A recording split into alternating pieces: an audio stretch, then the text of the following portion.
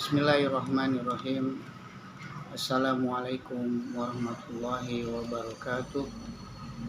Allahu jalla jalalu wal musalla alaihi Muhammad wal mad'u lahu wal biladu wal rijalu. Asyhadu an la ilaha illallah wahdahu la syarikalah wa asyhadu anna Muhammadan abduhu wa rasuluh. Puji syukur kehadirat Allah pada malam hari ini Selasa 7 November 2023, tayangan Explore atau tatapan atau tahfiz tadabbur bersama Panwe akan segera ditayangkan, dan juga tidak lupa kita panjatkan salawat serta salam kepada junjungan Nabi besar Muhammad SAW beserta keluarga dan sahabatnya, juga kepada seluruh pengikutnya termasuk kita, insya Allah semoga kita mendapat syafaatnya di yaumil akhir nanti. Sahabat yang dirahmati Allah, melanjutkan tayangan atau explore surat Al-Baqarah di ayat 62 yang kemarin, dan hari ini akan dilanjutkan di ayat yang ke-63. Bismillahirrahmanirrahim.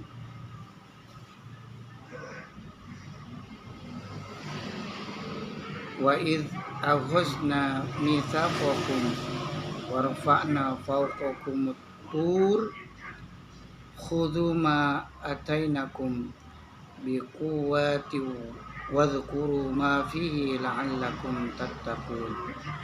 Artinya, dan ingatlah ketika kami mengambil janji kamu dan kami angkat gunung Sinai di atasmu seraya berfirman, pegang teguhlah apa yang telah kami berikan kepadamu, dan ingatlah apa yang ada di dalamnya agar kamu bertakwa.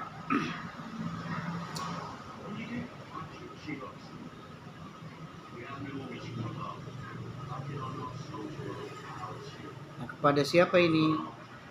Allah berinteraksi kepada bangsa Bani Israel.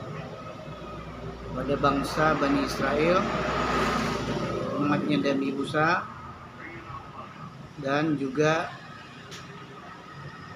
Allah berfirman ketika Allah mengambil janji, berarti Bani Israel dan termasuk kita semua sebetulnya berjanji pada saat sebelum lahir dari rahim ibu. Allah mendengar janji kita bahwa kita berjanji akan mematuhi segala firman-firman Allah, mematuhi, patuh terhadap prosedur atau ajaran-ajaran Allah.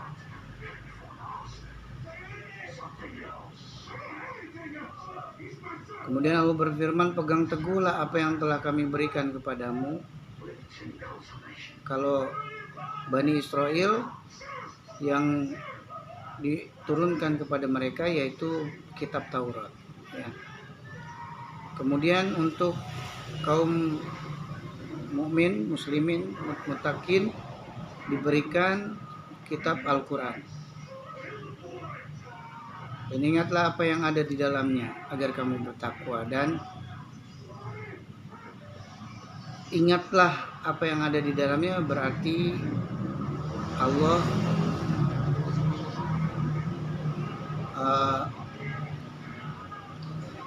menghendaki agar kita selalu ingat.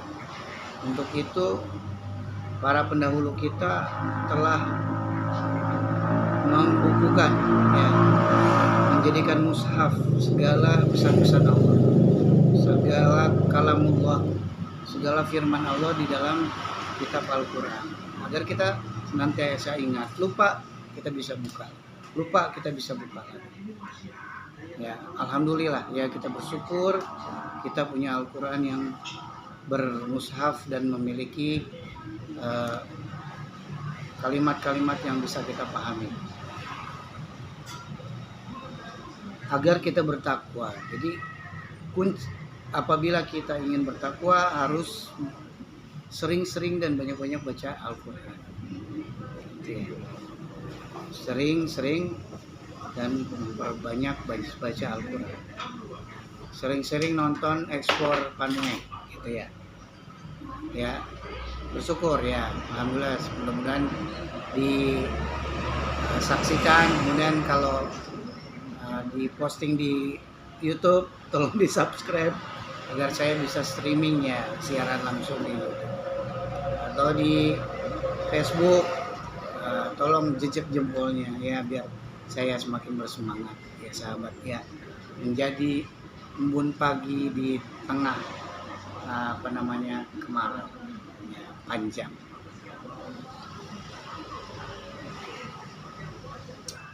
Dan agar kamu bertakwa. Nah, apa yang ada di dalamnya? Ya, di dalamnya pesan-pesan Allah, kalam Allah ya. Bahwasanya Al-Quran sebagai MOU ya, MOU, Master of Understand ya, kita janji kita kepada Allah, Master of Understanding, kemudian ada Human Resource, ada Nature Resource ya. Nah, itulah yang ada di dalam Al-Quran. Jadi setiap ayat yang ada di dalam Al-Quran membahas MOU, membahas Human Resource dan membahas Nature Resource ya. Allah telah memberikan amanah nature, alam ini, kepada human, kepada manusia, kemudian dengan dilengkapi dengan satu SOP ya. SOP yaitu Al-Quran. Jadi agar kita mampu menata alam ini, Allah memberikan satu SOP melalui Rasulnya baginda Nabi Muhammad SAW, kemudian telah sampailah di hadapan kita saat ini. Terima kasih. Alhamdulillah ya, kita bisa memperdalam, mengkaji lebih dalam, lebih jauh. Jadi pesan Allah, kata Allah, ingat terhadap Quran ya. Pesannya di ayat 63 ini adalah senantiasa jangan lupakan Quran, pegang Qurannya, baca Quran. Kata Allah, agar kita bertakwa, jangan abaikan Quran. Ketemu tuh ya kesimpulan di ayat 63. Allah menghendaki kita ingat sama Quran ya, ingat sama Quran. Belum nyuruh, Allah belum nyuruh ngamalin gitu, ngerjain ya, suruh ngebaca dulu katanya.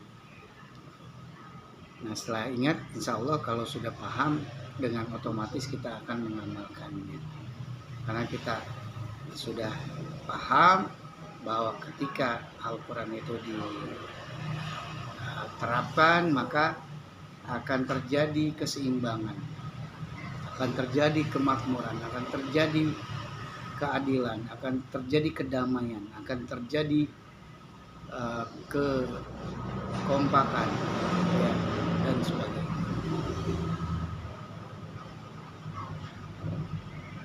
Lanjut 64, nih udah berapa menit nih? Udah berapa menit nih? Lanjut, kita juga nanti dibagi 2 season ya. Season ini ya, season penjelasan ayat. Yang kedua, season kemarin saya telah menjelaskan bagaimana sifat terpuji Rasulullah, yaitu fatonah, sidik, amanah, dan tabligh. Ada 4 yang sebagai tips kita memilih calon presiden ya. Cari presiden yang pertama apa? Cerdas. Apa itu cerdas? Mengetahui banyak tentang kalamullah, yaitu Al-Quran. Lihat di antara ketiga calon presiden ini mana yang banyak hafal Quran ya, mana ketiga presiden ini, apakah Pak Anies, apakah Pak Prabowo, apakah Pak Ganjar, ya. Lihat dari mereka mana yang lebih banyak pengetahuan Qurannya, karena itu akan mempengaruhi keadaan kita di akhirat nanti. Ya, hidup kita bukan sampai selesai di dunia saja, karena akan berlanjut ke akhirat. Ya, di kehidupan setelah kematian. Nah, ini Quran lah yang akan menolong kita. Gitu, sahabat. Ya. Cerdas. Itu bahasa Arabnya faton. Ya. Itulah 4 karakter yang dimiliki Rasul. Nah, ini season yang pertama masih. Kemudian setelah itu kamu berpaling. Nah, kalau Arabnya baca boleh, bisa silakan dibaca sendiri ya di rumah. Yang bagi sahabat yang punya Quran dengan terjemah ya, tinggal dibaca Arabnya untuk mempersingkat waktu. Kemudian setelah itu kamu berpaling, maka sekiranya bukan karena karunia Allah dan rahmatnya kepadamu, pasti kamu termasuk orang yang rugi. Ya. Kemudian setelah itu kamu berpaling, ya. Setelah Allah merintahkan agar kita menerapkan ajaran Allah, ya. Setelah itu kita berpaling, tidak mau menerapkan, bahkan membuat ajaran sendiri, membuat cara sendiri ya untuk menata alam ini ya. Bangsa Indonesia dulu pernah punya statement ya di sila pertama, ketuhanan yang Maha Esa dan menjalankan syariat atau ajaran Allah bagi pemeluknya ya. Nah, kalimat itu dulu ada ya. Kemudian dihapus ya. Dihapus, ini jelas ya, merupakan satu satu kebenaran, kecocokan antara yang tertulis dengan yang terwujud ya di kehidupan ini. Lanjut, berpaling maka sekiranya bukan karena karunia Allah, kalau bukan karena karunia Allah dan rahmat dan kasih sayang Allah kepada kita, pasti kita termasuk orang-orang yang rugi. Orang-orang yang rugi apa? Pasti Indonesia ini akan diluluhlantakkan oleh Allah. Ya, akan dibuat seperti saya pernah mendengar cerita kisah di desa Legetang yang gunung ditimpakan ke satu perkampungan ya. Dan juga di Sumatera Barat sana ada satu perkampungan juga tertimbun tanah ya, satu perkampungan. Dan juga di kisah-kisah para nabi sebelumnya juga seperti itu ya, bagaimana Korun juga ditenggelamkan di dalam perut bumi. Terus juga ada tsunami ya, ada gempa bumi dan lain sebagainya, ada angin puting beliung dan sebagainya, ada banjir ya, termasuk orang yang rugi. Nah, ini karena karunia Allah dan rahmat, karena kasih sayang Allah. Kemudian yang ke-65, dan sungguh kamu telah mengetahui orang-orang yang melakukan pelanggaran di antara kamu pada hari Sabtu. Hari Sabtu itu adalah hari sakralnya orang-orang Bani Israel. Lalu kami katakan kepada mereka, jadilah kamu kera yang hina. Nah, orang-orang yang melakukan pelanggaran, dan sungguh kamu telah mengetahui orang-orang yang melakukan pelanggaran di antara kamu pada hari Sabtu. Lalu kami katakan kepada mereka, jadilah kamu kera yang hina. Ya. Jadilah kera yang hina. Ya. Berarti ini kisah ini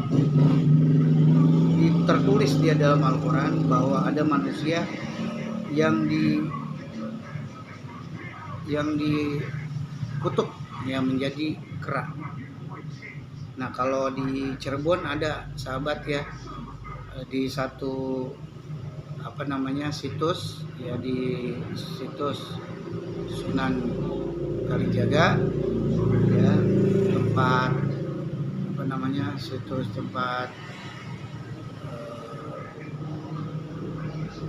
kediaman Sunan Kalijaga itu sampai sekarang masih ada, tidak jauh dari sini tempat saya ini, masih satu kecamatan, yaitu Kecamatan Ajamukti. Itu dihuni oleh kurang lebih 40 ekor kera. Yaitu kalau menurut kisahnya dulu mereka adalah orang yang dikutuk ketika pada saat ada perintah sholat Jumat, mereka tidak melaksanakannya. Nah ini juga ya, termasuk juga kisah Monkey King ya. Monkey King bisa jadi itu manusia yang dikutuk menjadi kera.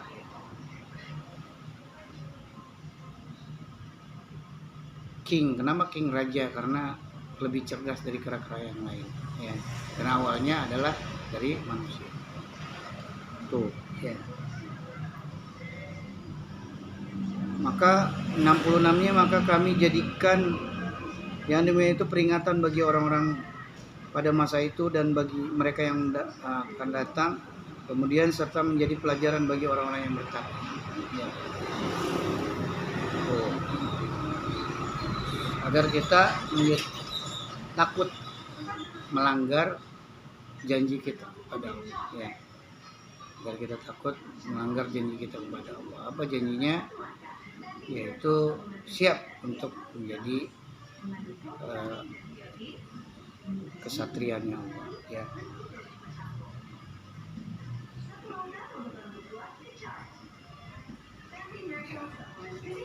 Memperjuangkan lagi ya ajaran Allah, syariat Allah tentunya saat ini ya, itu akan lebih mulia ya. Juga termasuk ketika kita menghadapi halangan dan rintangan, bahkan ya menyebabkan satu penderitaan, bahkan kematian, bernilai syahid. Nah itu sampai 66 ya sahabat, cukup untuk pembahasan tadabbur explore di surat Al-Baqarah ini. Dan kita lanjutkan season yang keduanya, yaitu melanjutkan tips memilih pemimpin, yaitu kita pilih pemimpin yang memiliki 4 sifat terpuji Rasulullah SAW. Yang kedua yaitu sifat sidik, yang artinya adalah jujur ya. Kita pilih di antara 3 kandidat ini mana yang jujur, mana yang bersih dari kriminal, yang tidak melakukan tindak pidana korupsi ya, yang jujur. Kemudian dalam satu ayat disebutkan wala taqfu ma laisa laka bihi ilman, bukan itu, kaburu maktan indallah an taquluna ma la taf'alun ya. Sungguhnya sungguh besar kemurkaan di sisi Allah apabila kita melakukan sesuatu yang kita mengatakan sesuatu yang kita tidak perbuat ya, berbohong ya, tidak jujur ya. Yang berarti yang jujur ini adalah benar. Sidik itu adalah benar ya. Tidak hanya jujur sebetulnya, sidik itu adalah benar. Nah, bagaimana seseorang bisa melakukan benar? Ketika pada saat orang tersebut paham dengan kebenarannya ya. Apa itu kebenaran yang diyakini sebagai sebuah kebenaran, yaitu Al-Quran. Maka seseorang ini harus memiliki memiliki pengetahuan yang luas tentang Al-Quran, sehingga dia akan memahami kebenaran. Ya, dia akan bisa membedakan mana yang benar, mana yang salah. Jadi barometer kebenaran itu adalah Al-Quranul Karim.